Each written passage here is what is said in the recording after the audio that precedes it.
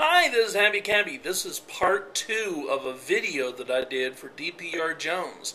If you have not seen part 1 yet, press that little red annotation. It will take you right to part 1, and then at the end of that video, it will take you right back here. Your next question. When did Jesus address homosexuality? The answer? He didn't. There are many passages in the New Testament where the apostles taught about homosexuality, but Jesus did not teach about homosexuality. Do you honestly think that the Woods of Jordan has repented and turned away from his sin and sincerely asked Christ for his salvation? I have no way of knowing that. Nobody has any way of knowing that. He could be pulling an Edward Current for all we know. If you want to know about his relationship with God, send him a message. You can do so by pressing this little green annotation right over here. Next question. What does born again mean to you, and what happens to those who are born again? Just as before with hell, there is not a consensus on what it means to be born again. For example, Oneness Pentecostals teach that to be born again, you must be baptized and speaking in tongues to be born again. Other teachings, such as my old church, define being born again as simply asking Jesus for forgiveness of sins and turning your life towards him. Born again is just one of the many things that many different denominations disagree on. And because I'm going to be uploading this on my HappyCabbie channel as well, I might as well plug Dprjones. So subscribe to Dprjones or the penguin gets it. Too late. Oh, good for you! Okay, so you're wanting a response right away, and you specify that you don't want it to be in a week or 2 weeks from now. You actually give us a date. 1 year away. Okay, now let's go ahead and play the second part of your video. Let the ponage begin.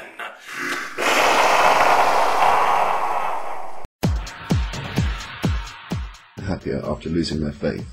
So I asked some people here on YouTube, all of them former theists, about their experience of losing their faith. Here's what they had to say. I was born and raised a Christian. I am now an atheist, and through that process I now have a new appreciation for the fragility and the limited existence of the human condition. A newfound appreciation that I find very lacking in the Abrahamic faiths. As a result, I am a much happier. Oh, yes. I remember this guy. He got pounded. Well, I'm only going to be addressing a couple of points here. You actually addressed the video to everybody. I'm only going to be responding to about maybe 3 or 4 of these guys.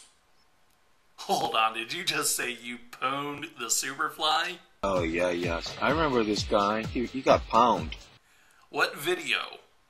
I'm looking at your video description. There ain't no links down there. Here's a snapshot of what it looks like now. Ain't no links down there. If you say you pwned us, just go through my videos? Dude, you got over 200 videos. Which one?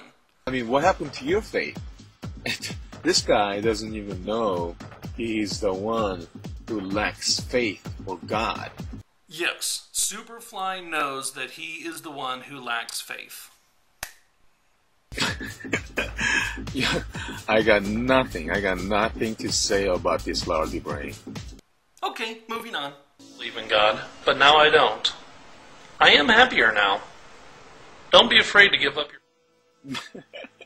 Another fool here. Yes, I'm a fool. He's happier because he gave up his faith? I mean, how does he know he had a faith to begin with? He didn't even have a faith to give up to begin with. Are you kidding? HappyCabbie. Seriously, what do you do with people like this? I was miserable about my sense of reason getting in the way of what I felt I needed to believe in order to continue to be a Christian. I'm talking about real basic stuff like believing in Jesus and believing in the Bible, believing that his death has any meaning at all. As a believer, when your observations and experience clash with what you so badly want to profess, it's pretty upsetting. But letting go of faith relieves you of all of that. Alright, here's another case of pick and choose belief and pick and choose faith kind of thing. You know, I mean, you don't know what you needed to believe. Death and resurrection? Come on. If let me tell you why Jesus is God, and let me tell you why Jesus is the life, as he said in the Bible. He is the life because he resurrected, okay? If he's not God, he cannot be resurrected. Well, by your logic, then Lazarus would be gone too because he was raised from the dead. Get me started on the sex. Ay, ay, ay. Ay, ay, ay, ay, ay. Can pick and choose from them without having to worry about the great shotgun in the sky. Yeah, I heard this one before. Hey, listen, kid, with some weird accent.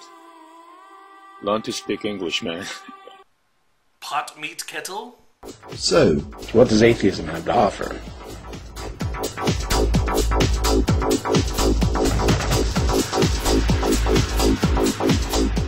seriously, I'm genuinely interested to know if there is anyone out there who feels more unhappy as a result of losing their faith. Hey, Dprjones, your question is illogical because no born-again, genuine Christians would be ever crazy enough to give up what's true to what's not.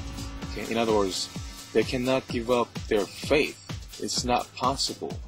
Born-again Christians cannot give up their faith. They know what's true and they know what the life is. So, it's impossible for them to give up.